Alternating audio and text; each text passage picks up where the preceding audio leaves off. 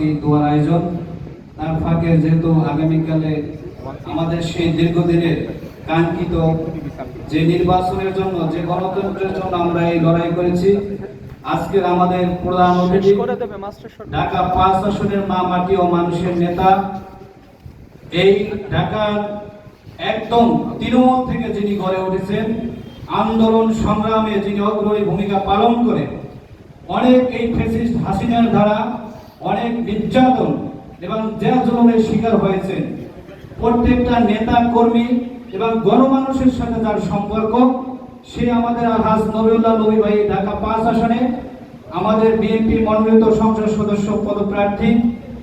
বিশেষ করে আজকে আমাদের আয়োজনে অনুষ্ঠান হলো ভাই, এখানে বেশিরভাগই এখানে বিভিন্ন জেলার প্রিয় ভাইয়েরা।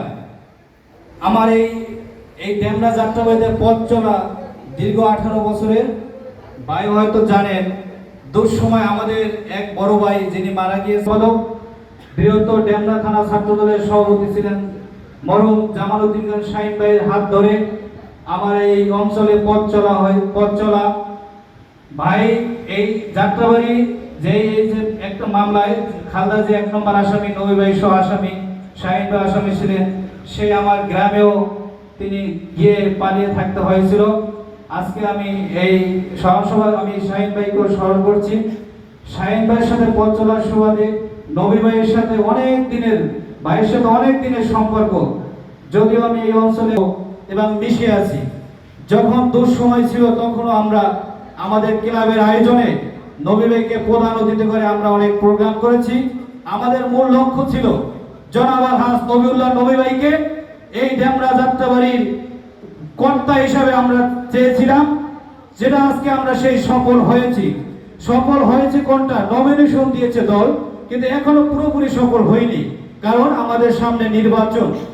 সফল আমরা সেদিনই হব যেদিন এই জনগণের ভোটে আমাদের নেতা নির্বাচিত হয়ে আমরা সংসদে পাঠাতে পারবো, আমরা সেদিনই সফল হব।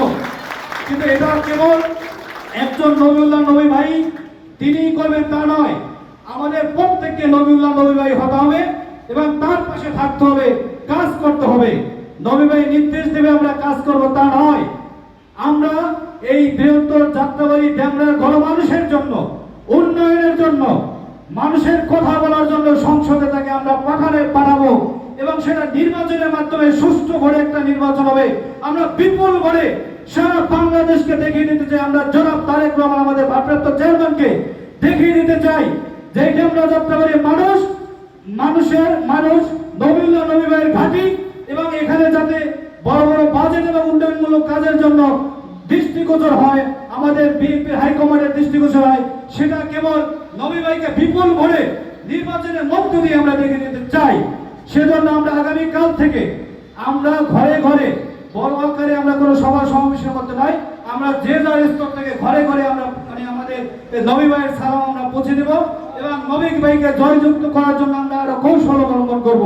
প্রিয় ভাইয়ের আমার, এই নবিউল্লাহ নবী ভাই এই বৃহত্তর ডেমরা থানা যুবদলের সাধারণ সম্পাদক ছিল, বারবার কাউন্সিলর ছিল, ঢাকা মহানগর দক্ষিণ বিএনপির ভারপ্রাপ্ত সভাপতি ছিল, তারপর ডেপুটি মেয়র ছিল, ভারপ্রাপ্ত মেয়র ছিল। তিনি তার জীবনটা সারা জীবন তিনি এই দলের জন্য বিলিয়ে দিয়েছেন, এই ডেমরা যাত্রাবাড়ির মানুষের জন্য বিলিয়ে দিয়েছেন। এবং একমাত্র নেতা বাংলাদেশে খুবই কমই আছে, কথা বলা যায়, অনেক নেতা আছে যাদেরকে কাছে পাওয়া যায় না। ভাই কিন্তু আজকে সারাদিন অনেক ক্লান্ত, তারপর উনি ফোন দিয়েছেন যে মিলন আমি এসে বক্তৃতা দিয়ে চলে যাব। ভাইকে আজকে আমাদের এই সংগঠনের পক্ষ থেকে শুভেচ্ছা জানিয়ে আগামী দিনের সাফল্য কামনা করে আমি আমার বক্তব্য শেষ করছি এবং আমাদের দেশনেত্রী বেগম খালেদা জিয়ার সুস্থতা কামনা করছি। খোদা হাফেজ। বাংলাদেশ জিন্দাবাদ, বাংলাদেশ জাতীয়তাবাদী দল জিন্দাবাদ, আমাদের তারুণ্যের অহংকার জনাব তারেক রহমান জিন্দাবাদ, আপুসের নেত্রী খালেদা জিয়া জিন্দাবাদ, শহীদ জিয়া অমর হোক, নবী ভাই জিন্দাবাদ। প্রিয় ভাইরা।